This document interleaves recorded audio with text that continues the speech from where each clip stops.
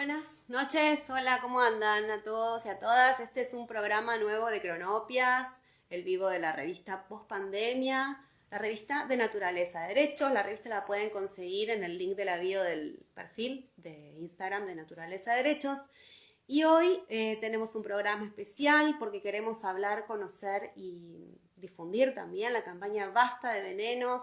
Nuevamente volvemos al tema de agrotóxicos, de modelo agroindustrial, de ecocidio, y para eso invitamos a Alicia Mazzarini, una compañera científica, como decimos siempre, del lado de la ciencia digna. Ella nos va a contar de qué trata la campaña y también nos va a hablar de algunos mitos que se cuentan y que se han ido construyendo en torno al modelo de agronegocios, que esta campaña está tratando de romper y de arrojar luz sobre esas mentiras para poder hablar en serio de qué tratan, ¿no? Esto que son los venenos que nosotros decimos que se fumigan todos los años para sostener y seguir reproduciendo este modelo.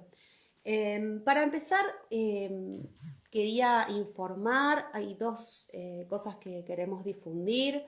Por un lado está la campaña Aire para Andalgalá. La Asamblea de Algarrobo sigue en estado de alerta permanente, la situación en Andalgalá sigue siendo crítica, entonces estamos colaborando con una campaña para romper y atravesar el cerco mediático que, como saben, se ha blindado alrededor de la dictadura minera que reina en Andalgalá, que está garantizando de alguna forma que las máquinas sigan trabajando en el cerro, que sigan destruyendo y avanzando sobre la Conquija. La Asamblea del Algarrobo y todo el pueblo sigue caminando como todos los sábados, también exigiendo justicia, y por eso muchas personas y muchos colectivos, muchas asambleas nos sumamos a esta campaña Aire para Andalgalá ya. Estamos haciendo en principio una campaña por un espacio, por muchos espacios de aire en la televisión pública. Arrancamos por ahí porque nos parece que es el lugar donde no nos pueden negar el derecho a tener voz propia, y en ese sentido tenemos algunos avances, ya iremos publicando, pero lo que sí les pedimos es que vayan a la página y a las redes de la Asamblea del Algarrobo y difundan la campaña Aire para Andalgalá ya, para que la televisión pública nos dé el espacio y aire para contar todo lo que está ocurriendo en la comunidad con la megaminería y cómo están todavía las máquinas avanzando cuando no tienen licencia social. Y otra de las cosas es que también tiene que ver con Andalgalá. Uno de los compañeros que hace poco habían sido detenidos, si se acuerdan de Enzo Brizuela. Enzo había estado hospitalizado debido a la huelga de hambre que estuvo sosteniendo en forma de protesta contra esta dictadura minera, y en un momento lo atiende una médica, la cual en realidad no lo quiere atender, lo trata muy mal. Enzo en estado convaleciente y además en una situación de desventaja y muy vulnerable, no solamente por su salud y su situación física, sino también por la situación en la que estaba, ¿no? Siendo que es una persona, un vecino criminalizado y perseguido por el Estado y por la minera. Ahora se le suma a esta criminalización que ya venía teniendo una denuncia de esta doctora que lo ha tratado mal, que no lo quiso atender, que violó su promesa hipocrática al no querer asistirlo, y ahora lo acusa de violencia de género. Ante esta situación y ante el uso que se le está dando a una causa del feminismo para una causa extractivista, de opresión, comprobada en un pueblo como Andalgalá, el colectivo de feministas anti-extractivistas del sur, que nuclea mujeres de colectivos y asambleas de distintos territorios, han sacado un comunicado en el cual manifiestan que el feminismo será anti-extractivista o maquillaje de nuestra sequía. Al cual pueden adherir en las redes de feministas anti-extractivistas, y dice así: En este territorio, en este solsticio de invierno del año 5530, ocurriendo en Andalgalá, Catamarca, Argentina, territorio donde el pueblo de Calchaquí, de Chilimín, resistió por centurias la colonización, donde en el siglo XIX llegaron investigadores y estadistas a colonizar nuevamente los territorios, pero esta vez el subsuelo mineral.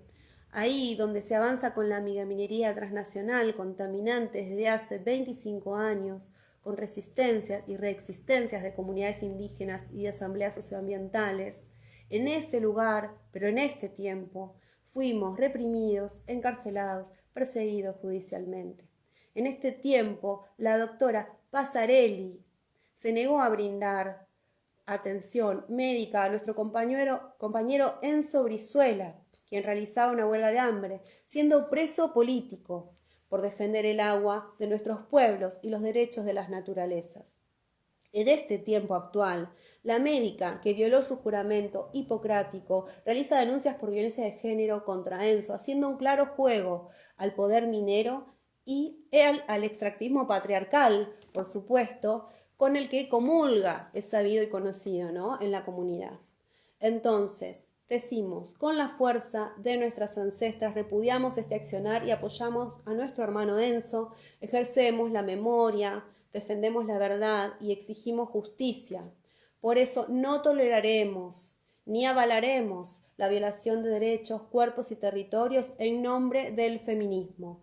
No perseguirán ni criminalizarán defensoras y defensores del agua en nombre de nuestras luchas. Demasiado tiempo de opresión y resistencia para que insistan en dominarnos usando nuestras banderas. Las feministas anti-extractivistas del sur seguimos denunciando la dictadura minera y apostamos a la liberación de las aguas. La tarea del feminismo sigue siendo ancestralmente la misma: poner la vida al centro, defender las tramas de la vida. Y acompañan diferentes asambleas y colectivos feministas, así que les pedimos que difundan este mensaje. Y ahora sí, entrando al tema que hoy nos convoca, que es la campaña Basta de Venenos, quería empezar con hacer como recapitular, ¿no?, de qué se trata cuando hablamos de mitos, ¿no? Los mitos, de acuerdo al diccionario, son historias imaginarias que alteran las verdades, las verdaderas cualidades de una cosa o de una persona, y se les da otro valor diferente al que tienen en realidad. Y para eso queremos invitar a Alicia a ver de qué trata esta campaña, porque hablamos de los mitos del agronegocio. ¿Cuáles son esos mitos? ¿Cuáles son esas verdades? Eso es lo que queremos saber y queremos compartir en esta noche, porque además queremos que la gente se sume a la campaña. Hola, Ali. Hola, ¿qué tal? ¿Cómo estás? ¿Qué decís, Janina? Gracias por estar y por contarnos ahora de qué se trata la campaña Basta de Venenos, que ya había arrancado, ¿no? No es nueva, pero que bueno, ahora está volviendo con esta nueva propuesta de hablar sobre los mitos. Sí, ¿Querés así es. contarnos de qué se trata? ¿Cuál es la propuesta? Bueno, resumo un poquito los orígenes de la campaña y la primera etapa, ¿no?, en la que estuvimos trabajando hace unos cuantos meses.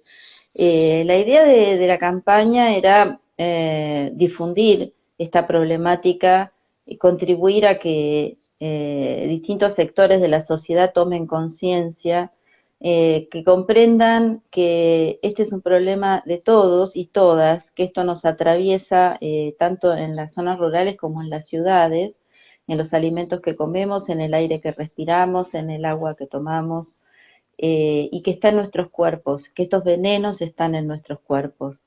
Entonces, la forma en la que pensamos en transmitir este mensaje fue, en principio, hacer algunas determinaciones de glifosato en orina en ciudadanos y ciudadanas que viven en las ciudades, y en particular se sumaron a esta iniciativa algunas figuras reconocidas del arte, también de los derechos humanos, como Nora Cortiñas, de los medios de comunicación, como Julia Mengolini. Y bueno, a raíz de estos estudios encontramos que un 30% de las muestras analizadas de estas personas que viven en las ciudades tenían glifosato en orina.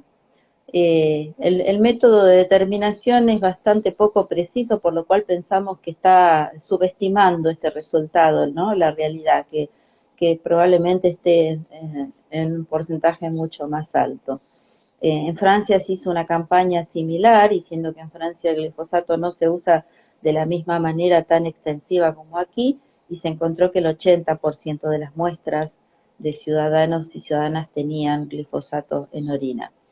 Y bueno, y un poco a partir de estos resultados, la idea fue difundirlos en las redes sociales y sumar también a compañeros y compañeras de comunidades afectadas directamente por fumigaciones de agrotóxicos que ya tenían estudios hechos, resultados, digamos, de laboratorio donde encontraban glifosato y otros agrotóxicos en sangre o en orina, y entonces a partir de eso se hicieron unos spots que circularon en las redes donde estas personas transmitían su mensaje sobre la problemática que estamos padeciendo todos y todas, ¿no? Y al mismo tiempo también circuló un video que se hizo con asesoramiento de Damián Marino, que es un investigador de la ciencia digna, que trabaja en la determinación de química ambiental, de agrotóxicos en agua, en aire, en suelos, en agua de lluvia.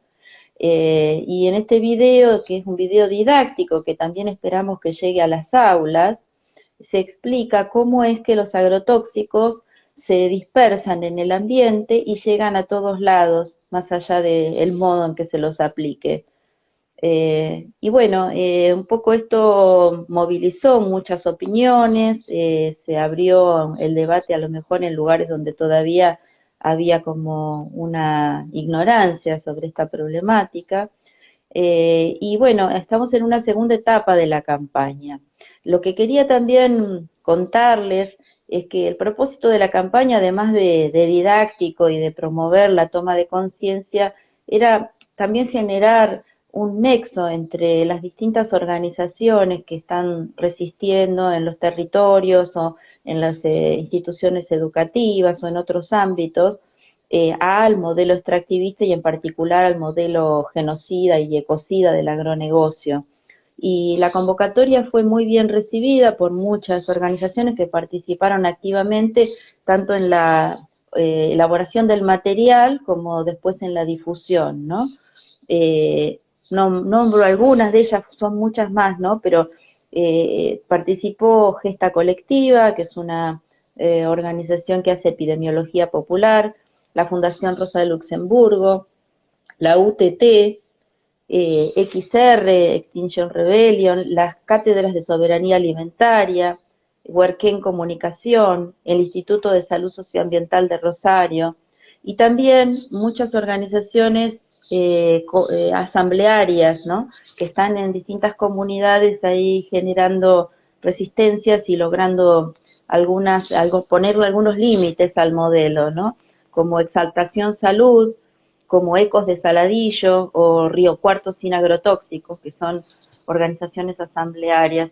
Hay muchas resistencias, lo que pasa es que, bueno, los medios hegemónicos las invisibilizan, y también es responsabilidad de todos y todas nosotras generar esos vínculos, esos lazos que nos permitan potenciar esta lucha, ¿no? Poner en diálogo todas esas resistencias y dar de alguna manera pasos más firmes, más fuertes. La campaña también tenía ese propósito. Y bueno, esa trama se logró y sigue siendo funcional, o sea, seguimos conectados pensando cómo seguir adelante, por eso esta segunda etapa de la campaña, que es basta de mitos, ¿no? De alguna manera salir a discutir esa mirada hegemónica que los medios transmiten y naturalizan sobre las bondades del modelo y invisibilizando los daños y los impactos, y bueno, respondiendo uno a uno esos mitos con argumentos sólidos y argumentos científicos y experiencia de comunidades que tienen muchos saberes en torno a esto, ¿no? Sí, Alicia, es muy interesante lo que decíamos al principio, ¿no? cuando ustedes nombraron a esta parte de la campaña Basta de mitos, el impacto es fuerte porque la mayor parte sabemos más o menos de que podemos relacionar el concepto de los mitos con cosas que no son lo que, o sea, que simulan ser una cosa, ¿no? Que aparentan ser algo heroico o algo fabuloso, pero en realidad esconden otra verdad. Y por otro lado, lo que vos estás contando sobre la articulación entre comunidades y la ciencia, ¿no? Colectivos, comunidades fumigadas, digamos, directamente, ¿no? Digo, en las escuelas, en las familias que el veneno cae directamente sobre sus casas, sobre sus hogares, y la gente como ustedes que están haciendo los análisis, ¿no? La parte científica y el argumento que necesita la sociedad que está resistiendo para poder disputar el sentido de lo que es el buen vivir, ¿no? Y poder discutir los mitos, como bien decíamos, que viene instalando hace décadas el modelo de agronegocios a través del discurso de los gobiernos, por sobre todo, y de las empresas. Esta campaña Basta de mitos, Basta de venenos, lo pueden buscar, googlear, usamos los hashtags Basta de venenos, es mito versus verdad. Y arrancaron con un mito, el mito 1 que tenemos por acá, que dice, la agroindustria dice, ¿no? Y hay una frase, una supuesta, ¿no? Verdad sobre los agroquímicos en la que plantean que los agrotóxicos como conceptos no existen, que se les debe llamar fitosanitarios y que son remedios para las plantas. Eso es un mito. Nosotros decimos que es un mito y que detrás de ese mito hay una verdad. ¿Nos querés contar, Ali, cuál es la verdad detrás de esta falacia? Sí, mira, es muy emblemático el tema de cómo se nombran las cosas, ¿verdad?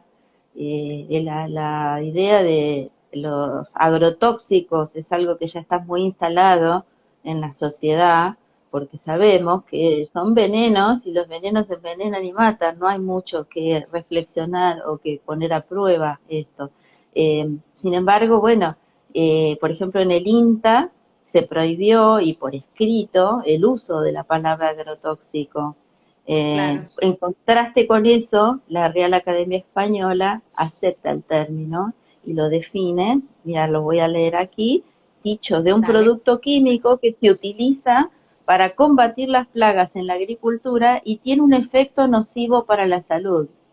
O sea, hasta en ese sentido, así como se han instalado muchos otros términos, producto de luchas y de avances en derechos, la Real Academia Española también ha aceptado la idea del agrotóxico como algo nocivo para la salud, ¿verdad? Sin embargo, bueno, las voces hegemónicas, los medios de comunicación como Clarín Rural, por ejemplo, hablan de fitosanitarios o remedios para las plantas.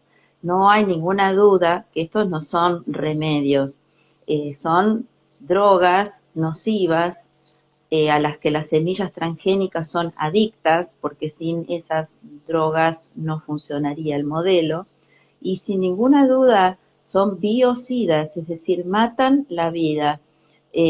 Podemos a lo mejor distinguir entre un herbicida, un insecticida, un fungicida, pero todos ellos provocan daños en mayor o menor medida a toda la biodiversidad.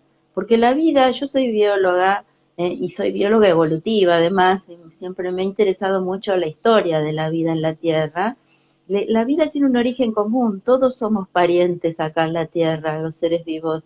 Tenemos muchísimo en común en nuestras características, en nuestro ADN, y todos estos biocidas que matan cierto tipo de seres vivos, sin ninguna duda afectan al resto. Y nos afectan, por cierto, a nosotros como especie, afectan nuestra salud. No hay mucho que pensar. Andrés Carrasco decía, no hacen falta pruebas científicas, los venenos envenenan, son venenos que envenenan y matan, ¿verdad?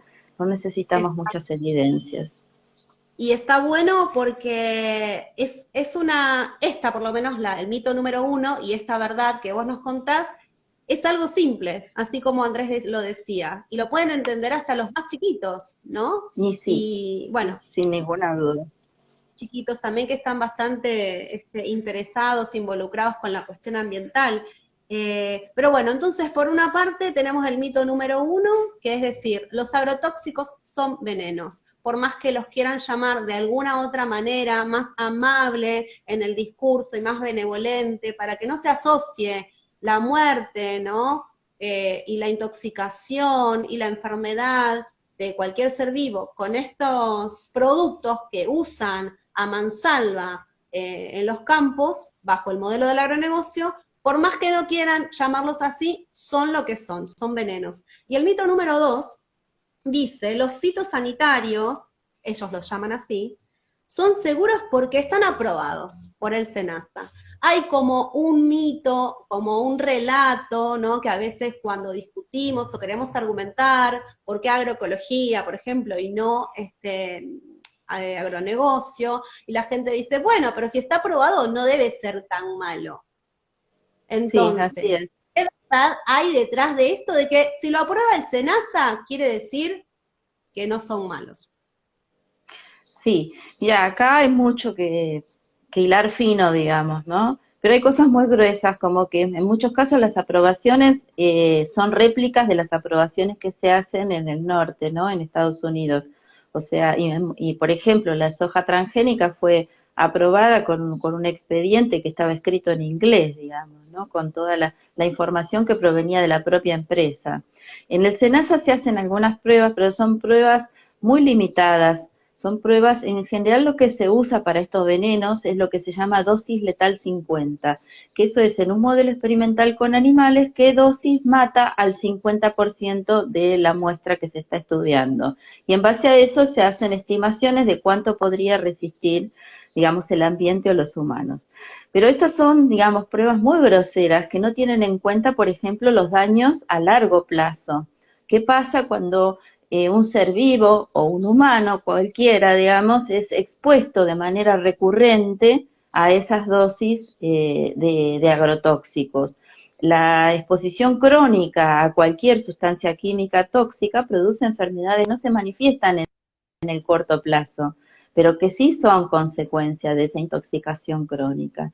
Entonces, hay trabajos científicos que demostraron que eso es así. En Francia, los trabajos de Seralini mostraron que si las ratas se alimentaban con una dosis baja de glifosato durante toda su vida, no durante unas pocas semanas, sino durante toda su vida, aparecían enfermedades muy graves mucho antes de lo que normalmente aparecen en una población de ratas que no consume ese veneno. Entonces, las enfermedades crónicas no están siendo consideradas, lo mismo que los efectos en la descendencia. Hay muchos daños genéticos que luego se mantienen, digamos, en los gametos a través de la descendencia y pueden afectar varias generaciones. Todo esto no está siendo tenido en cuenta. Entonces, de ninguna manera podemos aceptar que el hecho de que haya una aprobación de SENASA justifique la idea de pensar que esto es inocuo o que no va a haber daño. Sí va a haber daño, solo que las pruebas no permiten demostrarlo. Tampoco haría Pero bueno, falta, ¿no? Algo demasiado complejas para entender que los venenos nos van a envenenar a largo plazo. claro, la idea es volver siempre al mito uno, ¿no? Como que el mito uno pareciera que es el mito, o sea, la verdad uno, mejor dicho, vendría a Sí, ser como la verdad madre, ¿no? De todas. Es decir, partimos de sí, la base de que un veneno es un veneno y un veneno mata. Después sí. tenemos un montón de variables, de complejidades que podemos ir desmenuzando. Y por otro lado, no necesitamos que venga alguien con un informe que no sabemos quién lo hizo ni en qué términos lo hizo para discutirle a un pueblo que está, digamos, viviendo en donde todos los días hay una fumigación con este tipo de productos y que ve cómo se va enfermando su familia y cómo el cáncer va proliferando a medida que avanza y prolifera el campo, por ejemplo, fumigado. Entonces también volvemos a esto de la ciencia digna, ¿no? Que articula muy fuertemente con los saberes populares y con lo que las comunidades Ya pueden ir saben, dando. sí, así Eh, es. Mira, sobre esto te quería comentar que hace pocos días se dio a conocer que el Tribunal de Apelación de San Francisco le dio la razón a grupos que defienden el medio ambiente sobre la cuestión de que el glifosato produce cáncer y le pide a la Agencia de Protección Ambiental de Estados Unidos que revise sus protocolos y sus juicios acerca de la inocuidad del glifosato. Entonces, muchas de las cosas que se aprueban acá se aprueban en función de aquellas aprobaciones. Y bueno, ya está clarísimo que aquellas aprobaciones también tienen fallas graves, ¿verdad? Y que están siendo cuestionadas. Lamentablemente eso acá no se difunde demasiado y no ha tenido muchos ecos, ¿verdad? Pero en Estados Unidos ya hay muchos juicios ganados de personas afectadas por cáncer, por glifosato, que ha tenido que indemnizar la empresa ahora Bayer, ¿no? Antes Monsanto, ahora Bayer. Sí, Alice, está buena la info porque también sumamos este otro elemento a la evidencia de que estos venenos no son inocuos, no solamente por todo lo que recién nos comentaste, sino porque nosotros como país venimos atrasadísimos en un montón de cosas y por eso ya las podemos ver en sus resultados en los países que nos precedieron y ni siquiera esas pruebas esa historia, esas comunidades que fueron afectadas antes que las nuestras, hacen entrar en razón a los gobiernos de turno argentinos, ¿no? Que insisten en beneficiar los negocios de unas pocas multinacionales. Bueno, volviendo a los mitos, tenemos el número 3. El mito número 3 que la campaña comparte, es que aunque puedan encontrarse muy pequeñas cantidades de fitosanitarios, lo vamos a poner entre comillas, en los alimentos que consumimos, estos son seguros para el consumo. Y esta es, ahí digamos, la contraparte es la verdad 3. Vos algo ya adelantaste, ¿no? Sobre las Sí. dosis. Y aparte de ahora comentarnos esta verdad, hay algo por ahí que nosotros veníamos escuchando y que nos interesa mucho trabajar, que es el tema de cómo se combinan también los distintos tóxicos, porque hablamos que mucho del glifosato, pero en los campos fumigados y en los alimentos que consumimos hay muchos venenos, ¿no? Que se mezclan y que se combinan. Sí, así es. Y bueno, cada vez más, porque cuando se usa de manera recurrente, por ejemplo, un herbicida, proliferan las variantes resistentes de lo que se llaman malezas. Entonces hay que aumentar la dosis y cuando ya eso tampoco resulta, lo que hacen es incluir otros herbicidas, ¿no? 2 y hasta 3 herbicidas, que en muchos casos ya existen variedades de cultivos resistentes a 3 y 4 herbicidas, ¿no? Y esas mezclas, como vos bien decís, producen otras variantes químicas, otros subproductos, cuyo efecto se desconoce completamente, que en muchos casos esas mezclas son mucho más tóxicas que la sumatoria de la toxicidad de cada uno de esos productos químicos. Es imposible además modelizar esto como para poder evaluar, ¿verdad?, los daños que produce. O sea, es un despropósito las cantidades y las variedades de productos químicos tóxicos que se están utilizando. Por otra parte, aún en muy bajas dosis, que a esto apunta el mito, ¿no? Que aunque los alimentos, digamos, tengan pequeñísimas cantidades, se podría considerar que son inocuos, no es dosis dependiente en muchos casos el efecto o el daño que producen algunos de estos químicos. Con cantidades muy, pero muy pequeñas, se producen daños que son graves. Sobre todo, algunos de ellos son lo que se llama disruptores endocrinos, es decir, tienen un comportamiento similar a nuestras propias hormonas. Y entonces la introducción, ¿no?, foránea de un químico que simula una hormona altera todo el circuito endocrino y produce enfermedades crónicas y problemas reproductivos en muchos casos, ¿no?, como esterilidad, abortos espontáneos, cáncer de órganos genitales y también se ha demostrado en modelos animales que produce daños que se mantienen hasta la tercera y cuarta generación, que se llaman daños epigenéticos. incluso generaciones que no han estado en contacto con el químico, presentan daños graves, ¿no? En órganos o en su sistema reproductivo. Entonces, bueno, acá tenemos también una falacia, que el hecho de que sea pequeña la cantidad no convierte al alimento en inocuo. Los alimentos Sí, sanos tienen que ser sin venenos.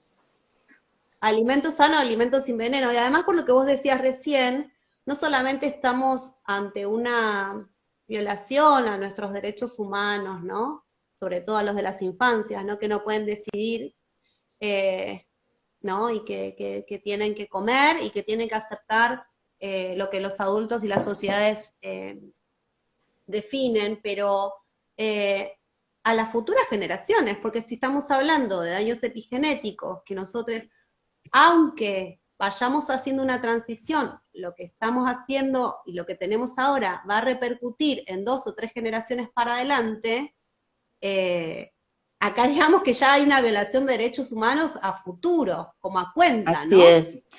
Es una cuestión ética gravísima. Estamos comprometiendo el futuro.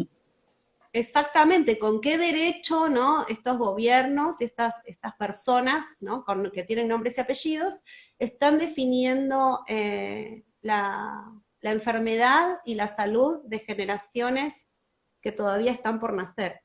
Así es. Tenemos el mito número 4, que es, bueno, de este también hay para hablar. Los fitosanitarios, dice el agronegocio, utilizados con buenas prácticas agrícolas, no afectan el ambiente. ¿Qué son las buenas prácticas, no?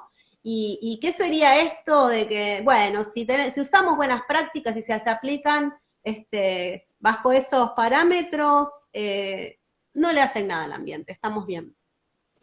Sí, este es un discurso que aparece como un parche, como una respuesta del discurso hegemónico frente a los daños evidentes del modelo, ¿verdad? Porque esta discusión, digamos, podía haber tenido sentido hace muchos años atrás, pero ahora, después de más de 25 años de avance de este modelo, y estando a la vista todos los daños ambientales, sanitarios, en la biodiversidad que ha provocado, hay poco que discutir.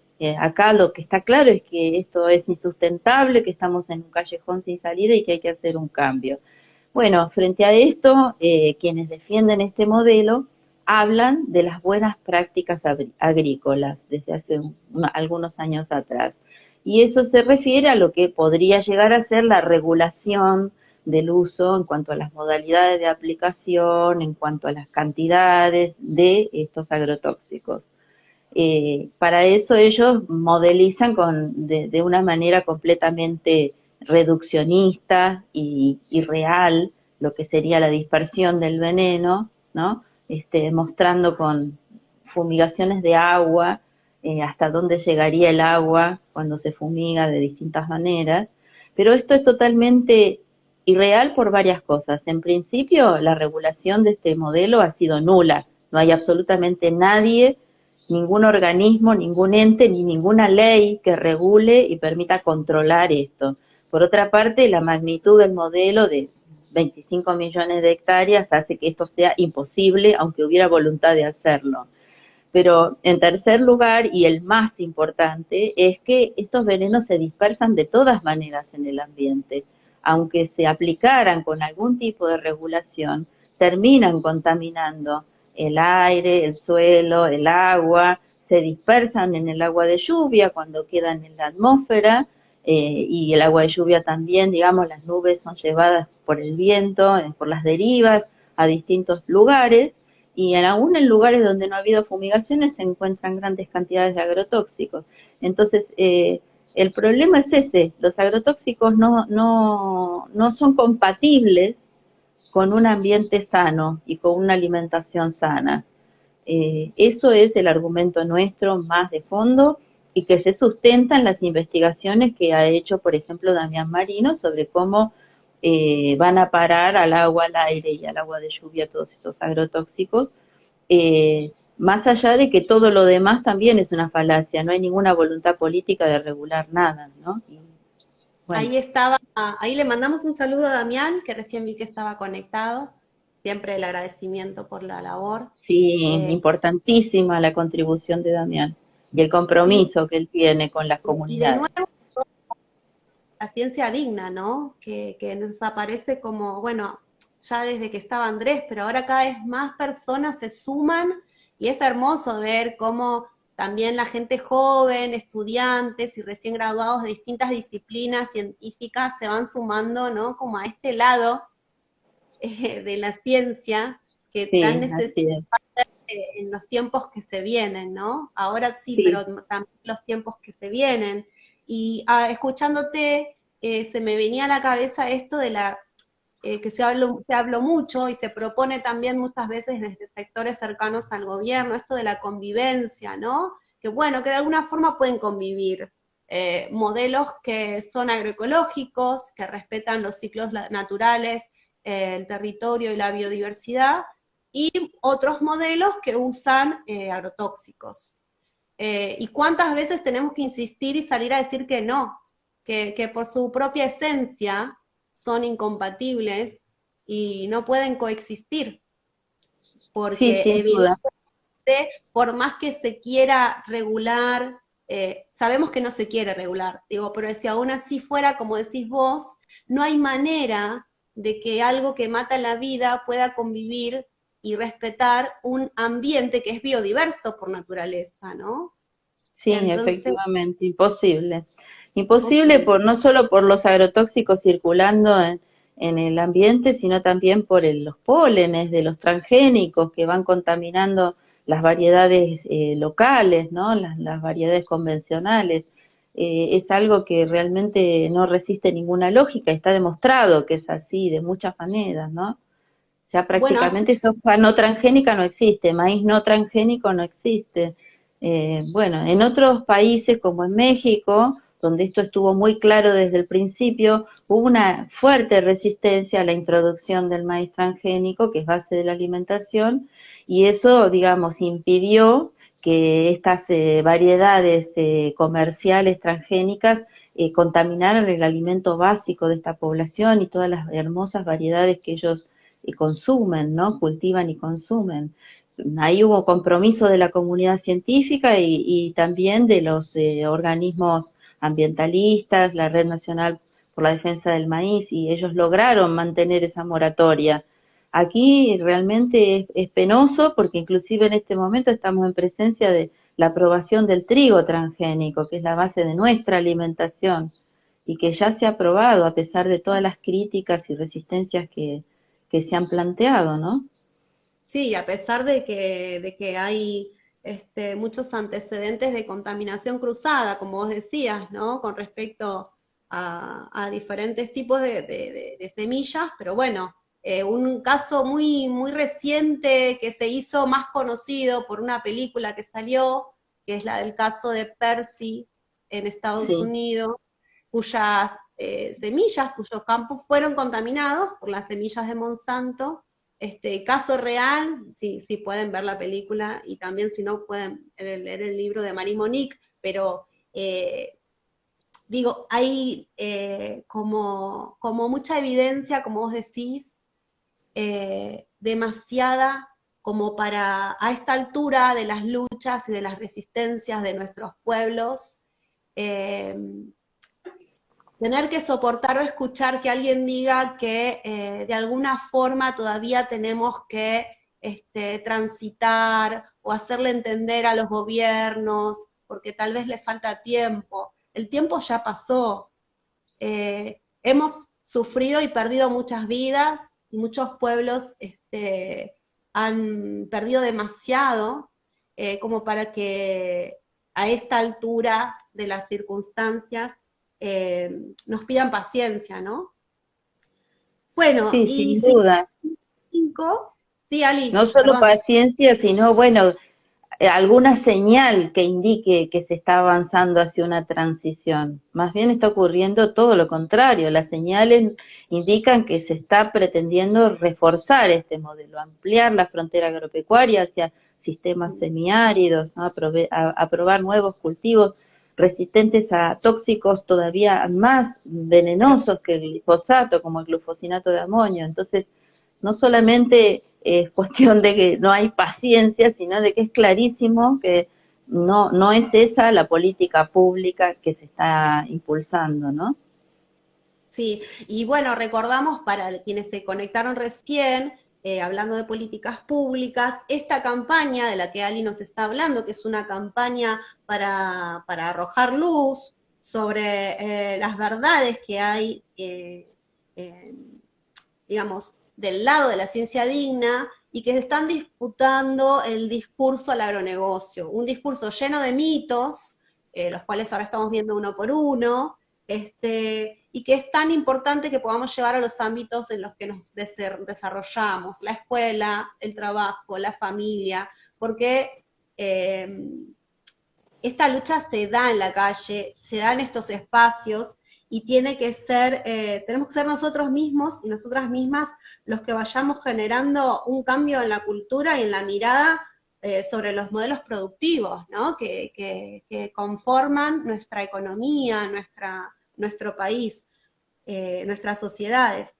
Entonces, bueno, con Ali estamos hablando de los mitos, los pueden encontrar en Instagram, basta de mitos, basta de venenos, el hashtag, y vamos por el mito 5, que dice que los fitosanitarios permitieron que hoy se produzcan alimentos para más de 7.800 millones de personas, y que estar en contra de ellos es rechazar el progreso y querer volver a la Edad Media, ¿no? Como un poco eh, tildándonos de cavernícolas, casi, casi. ¿Qué hay detrás de este mito y de este discurso del poder eh, que dice que gracias al agronegocio alimentamos tantas bocas, dice 7.800 millones de personas? Sí, la población mundial. Bueno, evidentemente esto es una falacia, ¿no? Desde que el modelo se impone, no solamente no disminuyó el hambre en el mundo, sino que aumentó, se incrementó, ¿no? Y caen en la pobreza muchas poblaciones campesinas que son desplazadas de sus territorios y expulsadas hacia los cinturones de pobreza de las ciudades, territorios de pueblos originarios que son avasallados, en fin, no hay ninguna duda que esto es una gran mentira, ¿verdad? Si bien es cierto que con la revolución verde y se incrementa la productividad, digamos, en cuanto a la cantidad de grano que se produce por hectárea, pero ¿a dónde va a parar eso, verdad? ¿A dónde va a parar eso cuando no hay justicia social, no hay justicia distributiva ni tampoco ambiental, ¿verdad? Entonces, el problema es ese, ¿no? Digamos, no se trata de que una tecnología, y menos una tecnología como esta, que avanza sobre la salud y el ambiente, va a resolver este tipo de injusticias, ¿no? De que mueran 5 millones de niños por año por malnutrición en el mundo. Eh, Esto no se va a solucionar desde la perspectiva tecnológica, es un cambio social el que se requiere y, por supuesto, formas de producir que sean amigables con la salud y el ambiente, que no sigan, digamos, profundizando esta crisis ambiental y sanitaria sin precedentes en la que estamos inmersos, que es un callejón sin salida, una amenaza para la vida toda.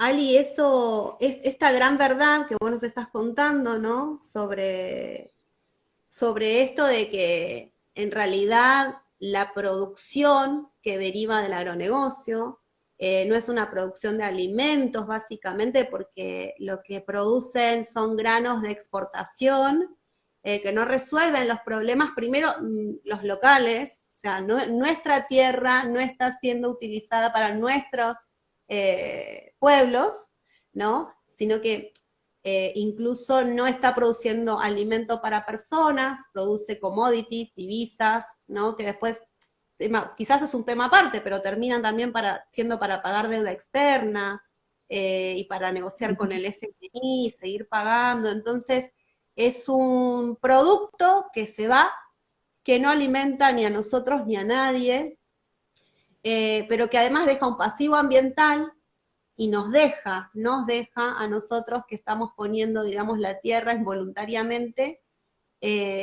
la tierra de nuestros ancestros y ancestras, de los campesinos, como vos decías, que fueron expulsados, ¿no? Quizás la tierra de sus abuelos, de sus antepasados, y además el pasivo ambiental, no solo la problemática social que genera el despojo, ¿no? El desarraigo, sino la problemática ambiental de que esas tierras de alguna forma queden agotadas y que no pierdan la diversidad y la riqueza en su suelo, ¿no? Como para que Así realmente es, servir para producir alimentos si quisiéramos.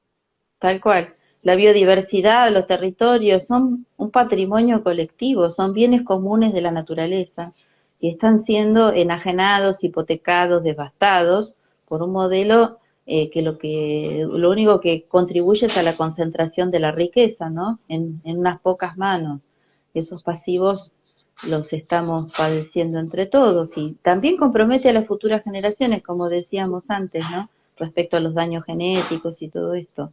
Pero además el mito tiene que ver, la organización Grain evaluó, por ejemplo, que la producción mundial de alimentos en un 70% es abastecida por pequeños productores, campesinos, pescadores, recolectores, que consumen apenas un 30% de la energía. Y al revés, este sistema del agronegocio consume el 70% de la energía y produce un 30% de lo que sería la base de una alimentación que además es de ultraprocesados, de alimentos que son en muchos casos nocivos para la salud, ¿no? Entonces también hay mucho que está invisibilizado, no es solamente que hay que hacer un cambio del 100%, hay que reconocer lo que ya existe, que hay otros mundos dentro de este mundo y que esos son los mundos posibles, los mundos viables, los mundos que nos iluminan un futuro donde podamos convivir, coexistir con el resto de las especies y proteger la salud, el ambiente, dar continuidad a la vida. Sí, Ali, y creo que, bueno, para poner un poco un manto positivo en el vivo de hoy, primero que nos digas y nos cuentes dónde podemos encontrar el material, porque vos al principio hablaste de que la campaña viene hace un tiempo y hay generado un material que se puede trabajar en las escuelas, quizás en diferentes espacios educativos. Todo este material que está muy bueno para transmitir y seguir multiplicando, ¿no? Sembrando. ¿Dónde lo podemos encontrar o dónde podemos contactar para que la gente pueda Sí, acceder? hay un sitio de Instagram de la campaña donde está disponible todo el material. Y a través del sitio también contactarnos para lo que sea, para charlas en escuelas, para nada, armar mesas para discutir este tema con otros compañeros, con otros colegas, seguir difundiendo esta cuestión de todas las formas posibles, ¿no? Y armando esta red, esta articulación, que yo creo que es la clave de una posible transformación, ¿no? Que esta red se Sí, fortalezca. totalmente. La transformación va a venir de la mano de los tejidos sociales desde abajo y así, ¿no? Como estos trabajos de hormiguita que están haciendo ustedes también, de hablar, de contactar, de acercarse, de trabajar en conjunto, de debatir y de discutir y de decidir colectivamente, que es más, que es sobre todo hacer comunidad, ¿no? Construir y volver a armar una comunidad y que sobre todo lo que tiene de rico y de importante y de esencial es que es biodiversa. Esto de Ujú. que somos maestras y maestros comunicadores, obreros, obreras, estudiantes, científicas, y hay, digamos, ahí esa diversidad y ese intercambio de saberes generando una comunidad, ¿no? Con esta mirada contrahegemónica, una mirada que valora la salud y la naturaleza y el cuidado de lo que es común por sobre los negocios y que de alguna manera se vaya transmitiendo en estas generaciones que están ahora empezando, ¿no? A enterarse en el mundo en el que fueron arrojados y de qué manera pueden también construir otra cosa, algo diferente a lo que les estamos heredando, ¿no? Lo que le estamos dejando, y por lo cual esta visibilización de estos otros mundos que vos hablás, ¿no? El mundo campesino, el mundo de la agroecología, el mundo de las redes y de los tejidos que promueven un buen vivir, visibilizar eso también es parte de esta campaña, ¿no? Y que también hace a las verdades que hay sobre el modelo productivo. Nosotros vamos a seguir difundiéndolas, pero bueno, estaría bueno que nos quedemos para cerrar el programa con algo de esto, ¿no? Como la Sí. alternativa, la salida y un llamado capaz, ¿no? A las personas que nos ven y a los que nos van a ver después de grabado el programa, a cómo podemos accionar, cómo podemos empezar a activar. Sí, mira, coincido con vos en que es fundamental tener claro un norte. Estamos haciendo una denuncia de algo muy grave que está ocurriendo, que nos atraviesa, que nos compromete, que compromete nuestros cuerpos, los de nuestros hijos e hijas.